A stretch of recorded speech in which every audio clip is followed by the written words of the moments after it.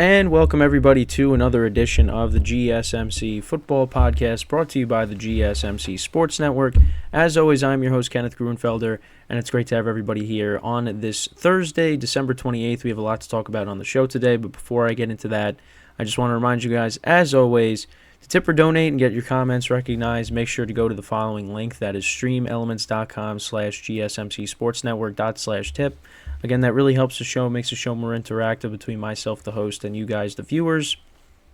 Again, that is streamelements.com/gsmcsportsnetwork./tip. And as always, this is displayed on the ticker on the bottom of the show segment down below. So with that, let's get right into what we were going to talk about for today. So starting off the show, we're going to talk about recent news from yesterday. We had some quarterback changes, and most notably, one of them was Russell Wilson being benched. So it's going to be Jarrett Stidham getting the start on Sunday. So we'll get into that in a second. Then in the second part of the show, we'll go through the power rankings that were released this week. Obviously, being off on Monday pushed everything back a day, so we'll get into that. We'll talk about the current standings, where everything is currently at the moment in both conferences. And then we will preview tonight's Thursday night matchup between the New York Jets and the Cleveland Browns. So let's get right into the first topic, which is talking about Russell Wilson being benched. So it wasn't just him. There were a couple of other quarterback changes. So there'll be no more Tommy Cutlets. It'll be Tyrod Taylor starting on Sunday against the Rams. And then you also have, for the Commanders, you have Jacoby Brissett taking over for Sam Howell at quarterback against the 49ers.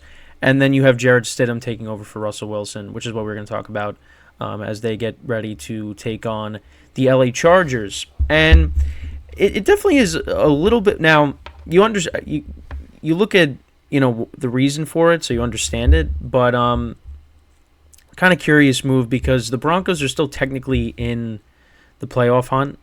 I think I went over their odds, I think, yesterday. But, they have like a 1.4% chance of making the playoffs, something like that. It's ridiculously low now, especially after losing to the Patriots. And that kind of like sealed Russ's fate, I guess, with the Broncos. Now, it's really from a financial standpoint as to why the Broncos benched him. So he's going to be owed a lot of money. He had a big contract. And the reason for it is, so he's guaranteed $39 million in 2024, whether he's with the team or not. But it's the $37 million that could be guaranteed if he doesn't pass a physical in early March. So if Russ got injured in the final two games, then the Broncos would have to owe him that money. So they don't want to take their chances. So that's why they're benching him, which, again, makes sense. From a financial standpoint, it makes sense. But when you look at the Broncos, again, they still technically have a chance to make the playoffs, and now you're kind of just, punting on the season because now you're putting in Jarrett Stidham. And this is something similar to what the Raiders did with Derek Carr. And the thing that's funny about it is that when the Raiders did it to Derek Carr last year, Jarrett Stidham was the quarterback that replaced him. So now he's replacing Russell Wilson. And on top of that, it's also in the same division. Same division. I mean, you could even look at Josh McDaniels. He was the head coach of the Broncos at one point. Now he's not the one that made this decision. But it's just, the funny thing is that Jarrett Stidham is replacing yet another quarterback in this division. And it was basically a year apart. Because again, this happened last year. I mean, it's that trade that the Broncos made with the Seahawks really just did not pay off. And, Russell Wilson really was not Sean Payton's guy. I mean, Sean Payton inherited Russell Wilson. He tried his best to try to, fix him. And listen, Russell Wilson really hasn't had a bad season. It really hasn't been. He's not really the main problem with this team. This team has other issues, but it just really didn't pan out. because I think there definitely has been a drop off, obviously from his days in Seattle, not the same player. Because this is a guy that basically carried some of these Seahawks teams. Obviously when the Legion of Boom was no longer a thing, and the defense wasn't as good. Russell Wilson carried the Seahawks.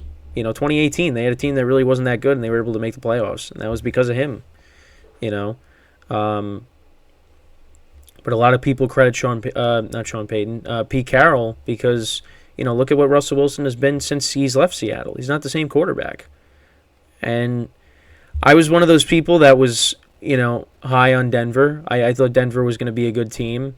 He was joining a team that had a good defense, and he had some receivers that you thought could take it to the next level now with an actual quarterback, because Jerry Jeudy and Cortland Sutton, they've gone through so many quarterbacks. Finally they had somebody that you thought was going to be, someone you could trust, and that really wasn't the case. They just really never got it going. Again, I think Russ has had a decent season. He's definitely been better than what he was last year, but it's not really up to the standard that we're accustomed to seeing, from all those years in Seattle. So, again, from a financial standpoint, makes sense. I think the fans are disappointed just because, they think they still technically have a chance. You're playing Easton Stick and the Chargers. That's a winnable game. And then the Raiders, who knows? You could win that game, finish 9-8. And if a lot of things go your way, maybe you somehow squeak in. But, losing to the Patriots definitely, sealed his fate. They should have won that game. But again, Sean Payton, Bill Belichick owns Sean Payton. And we saw that once again. So you look at what Russ is going to finish with. So he passed for a little over 3,000 yards. So he passed for 3,070 yards, 26 touchdowns to 8 interceptions, and a 98 QB rating. He also had 3 rushing touchdowns on the season. So the numbers aren't bad. Now, where can he go? Well, there's plenty of teams that need a quarterback. You could look at, the Titans. They might keep Will Levis, but I know that was one team that people were maybe thinking about. The Falcons. The Falcons definitely could be a team that he could go to. There was a list that I saw on social media. Falcons are one of them. The Giants, you could throw them in there too. There are some teams out there that could need a quarterback. Maybe even... Actually, no, I shouldn't say the Colts because they got Anthony Richardson coming back. But the Falcons and the Giants, more so the Falcons, because, or maybe the Vikings, we'll see what happens with Kirk Cousins, but I don't know. It's going to be interesting. And, Russell Wilson tweeted something out last night with all the speculation that he was going to be cut. He's going to be cut after the season, it seems. So, this was a failure, this trade. Because, again, when it first went down, I thought the Broncos were going to be a really good team. But that just never really happened. Nathaniel Hackett was not a good head coach. Russ did not have a good year. And again, it was better this year, but still, the offense, there was always something off, and especially when you get into shootouts with a lot of these teams. Like when they got into a shootout with, well, not really a shootout, but, when you're going up against, when they went up against the Texans, and the Texans, were up, you just never felt like the Broncos were going to win that game. It ended up being a close game, and they were going down the field to win the game, but then Russ threw the interception in the end zone to Troutman when he was trying to hit Troutman. You just never really felt like they were going to win that game. The Lions too. Once it was 14-0. The Broncos weren't coming back. They can't. They're a team that can't play from behind. So it just. If they're, like I said, if they got to get in a shootout, they're not going to win that game, But he's. I don't think he's the main problem here. you look at the wide receivers. I mean, Sutton had a good year, but you don't really look at them as some top wide receivers in the league. The running game's kind of been a disappointment. Javonte Williams really hasn't. Again, I think give him another year, to recover from the ACL, and then maybe he'll be back to how he was before the injury. Yeah, I mean, and the defense, still hasn't. It definitely has been better since the 70-point game against the Dolphins, but still, it's got its issues. So, but it's going to be rebuilt in Sean Payton's image, And again, he inherited Russell Wilson, and you could tell that relationship really wasn't the best, especially when you saw, against the Lions, him yelling at, Russ on the sideline. So, yeah, it always seemed like it never really was a good fit. And now Russ is gonna have to find a new home, and he'll get picked up by somebody. Somebody's gonna pick him up. I think he still has he definitely still has gas left in the tank. Maybe in the right situation, but it just wasn't a good fit here, And if he goes somewhere else and he pretty much does the same thing like he did in Denver, then you really got to look at Seattle and be like, well, they really turned him into. They were really the reason why he was successful. But I mean, he's getting older now. He's in his mid-30s. I mean, I think he still has gas left in the tank, but how much really?